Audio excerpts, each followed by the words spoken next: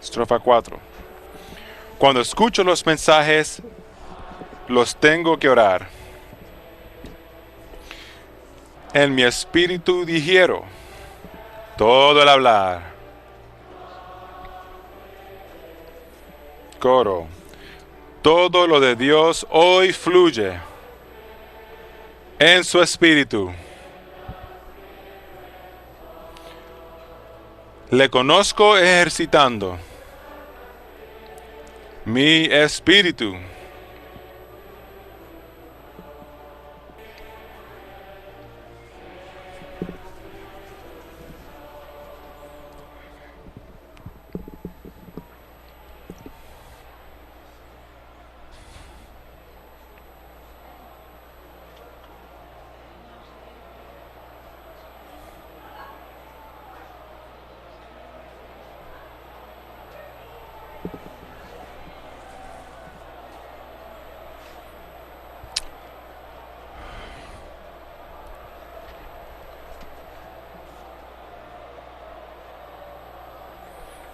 Amén.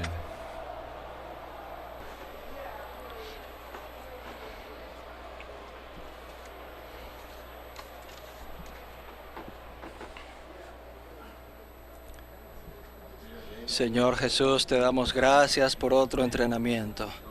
Gracias por tu misericordia sobre cada uno de nosotros. Gracias por mantenernos en tu recobro todos estos años.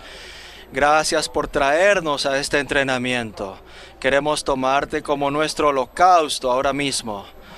Te consagramos nuestras vidas para tu obra de recobro actualizada. Te consagramos nuestro espíritu, alma y cuerpo para este entrenamiento. Háblanos, Señor. Fórjate en nosotros. Señor, muéstranos la visión que Isaías vio. Muéstranos la palabra que Isaías vio. Muéstranos la carga que Isaías vio. Queremos verte a ti, Señor, como aquel que es la centralidad y la universalidad de la economía de Dios. Abre nuestros ojos como nunca antes. Señor, te alabamos, te amamos, Señor. Oh, Señor, te alabamos sobreabundantemente para tu gloria en la iglesia. Señor, que para ti sea la gloria en la iglesia. Amén, Señor.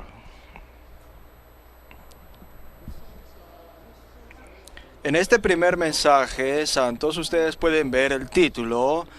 Queremos ver lo que Isaías vio 700 años antes de que naciera el Señor Jesús.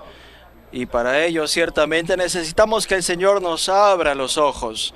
Podemos ver, viendo el título, que queremos ver la visión que Isaías vio, queremos ver la palabra que Isaías vio y la carga que Isaías vio con respecto a Cristo, como la centralidad y la universalidad de la economía eterna de Dios. Este primer bosquejo a darnos una visión panorámica de todo el libro de Isaías. En este bosquejo está resumido o encapsulado la totalidad del libro de Isaías. Así que en esta primera sesión tenemos que estar orando en nuestro espíritu, porque esta es una visión colosal que vamos a tratar de abarcar en este primer bosquejo. Quisiera, a manera de palabras de apertura, quisiera hablarles con respecto a estas tres palabras, las palabras visión, palabra y carga. Esto no es solamente una preparación para este mensaje, sino para los mensajes que vienen después también. En el libro de Isaías hay 4 versículos. Se habla de la visión que Isaías vio, la palabra o la profecía que Isaías vio y la carga que Isaías vio. Tenemos estos versículos. Así pues, podemos entender que las palabras visión, palabra y carga en este libro son de alguna manera sinónimos, pero cada una de ellas tiene un particular significado y se relacionan entre sí de una manera orgánica para que podamos ver la visión, la palabra y la carga. Quisiera compartir 2 temas principales y estos 2 asuntos principales también van a estar en las preguntas para la sesión de estudio que van a recibir más tarde. El primer punto es este: La palabra del Señor que nosotros escuchamos. Déjenme preguntarles, ¿acaso no queremos escuchar la palabra del Señor? Señor, abre mis oídos para escuchar tu palabra. Así pues, la palabra del Señor que escuchamos se convierte en la visión que vemos. Nosotros escuchamos la palabra del Señor, recibimos la palabra del Señor, y esta palabra se convierte en la visión que vemos. Y la visión que vemos se convierte en la carga que hemos recibido y que asumimos. La palabra del Señor que escuchamos se convierte en la visión que vemos, y la visión que vemos se convierte en la carga que hemos recibido y la carga que nosotros hemos asumido, estamos llevando. Con respecto a este primer asunto, quisiera compartir 6 puntos, y voy a ser breve a causa del tiempo. Pero creo que estos 6 puntos van a esclarecer este primer asunto. Si bien ya los hemos tratado estos temas en el entrenamiento del semestre pasado, tenemos que comprender que nuestras vidas dependen de las palabras del Señor. Necesitamos de su hablar. Nuestras vidas dependen de sus palabras. Y depende de sus mandamientos. Así pues, el punto central de nuestras oraciones debe ser este anhelo por recibir el hablar del Señor. Tiene que haber en nosotros esta oración, especialmente durante este entrenamiento, día tras día. Oh Señor, háblame a mí, Señor. Tenemos que orar, Señor, háblanos a nosotros corporativamente. Y háblame a mí personalmente, porque nuestras vidas dependen de su hablar y nuestra obra depende de sus mandamientos. Así pues, el enfoque central de nuestras oraciones debe ser este anhelo por recibir su hablar. Si se fijan en Efesios 5, 25 al 27, dice que Cristo amó a la iglesia y se entregó a sí mismo por ella. Habla de la redención jurídica allí y avanza hasta el versículo 27. Dice, a fin de presentársela a sí mismo una iglesia gloriosa, que no tuviese mancha ni arruga ni cosa semejante, sino que fuese santa y sin defecto. Esta es la presentación de la novia. Tenemos aquí la redención jurídica y tenemos la presentación de la novia al final. Y lo que está en medio, en el versículo 26, es la salvación orgánica. La salvación orgánica tiene lugar en virtud de la palabra que el Señor nos habla. Él nos da su palabra a fin de santificarla, purificándola por el lavamiento del agua en la palabra rema, la palabra para el momento, la palabra que Él nos habla personalmente. En la palabra que no es solamente la palabra logos, la palabra constante, sino la palabra que Él nos habla, la palabra que tiene nuestro nombre en ella. Es esta nuestra palabra, la que hemos recibido, la que es para nosotros, la que nos lava. Estábamos orando antes de esta reunión.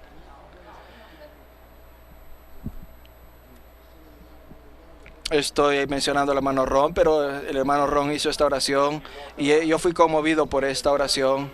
Lo primero que aprendió Samuel, lo primero que él aprendió a decirle al Señor, él todavía no sabía quién era el Señor, él acudió a Elí, pero era Dios quien le estaba llamando, Samuel, Samuel. Y él iba donde Elí y le decía, ¿qué quieres, Elí? Y Elí le decía, regresa a tu lecho y yo no te he llamado.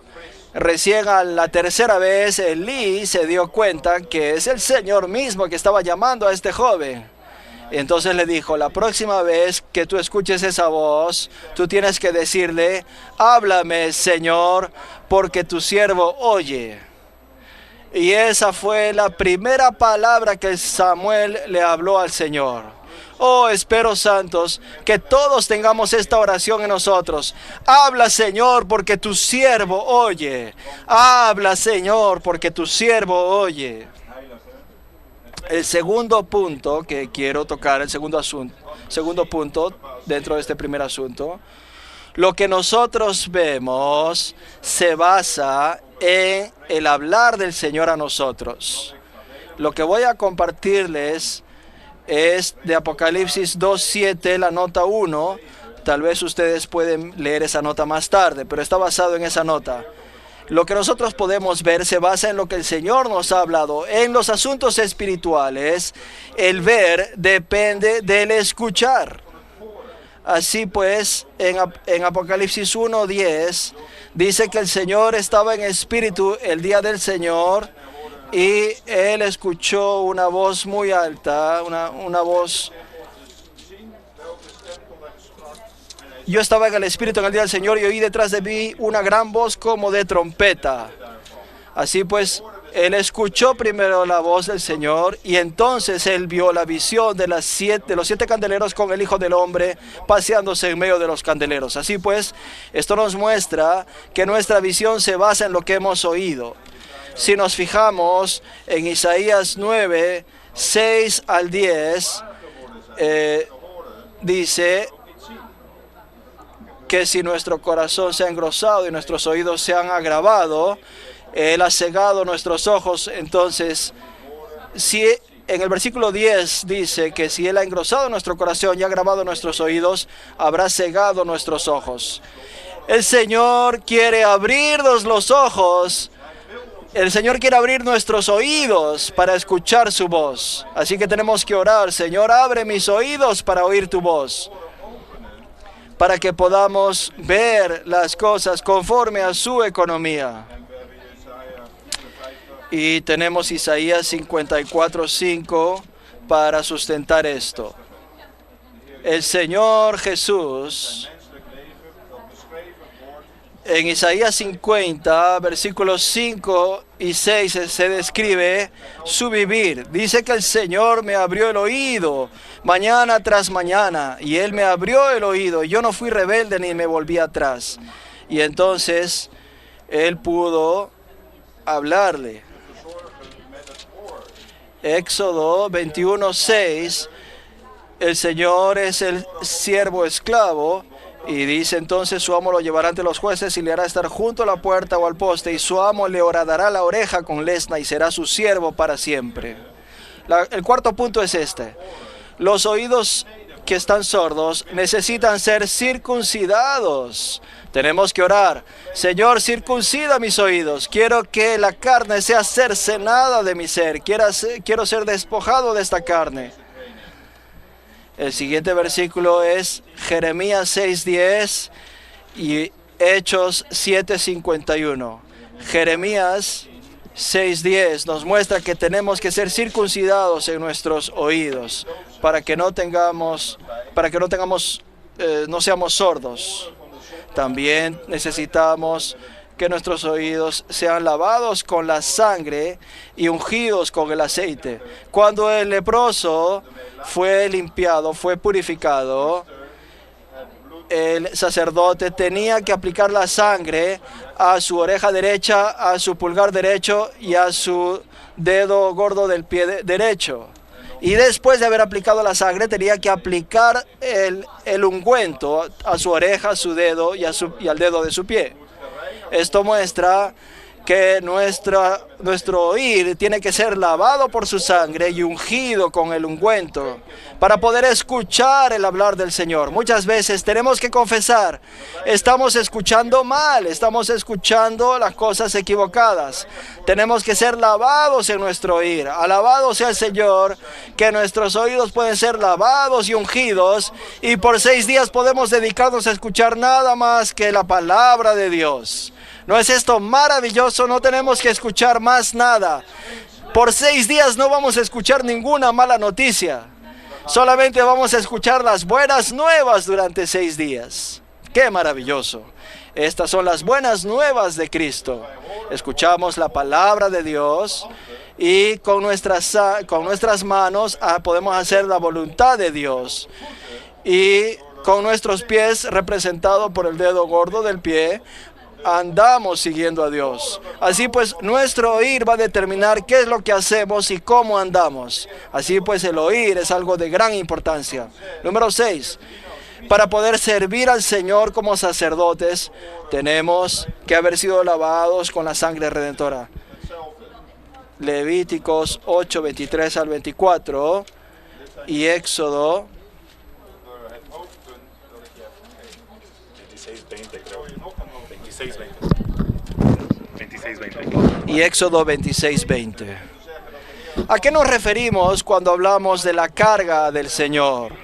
Muchas veces usamos la palabra carga sin saber lo que estamos diciendo. El otro día di un testimonio.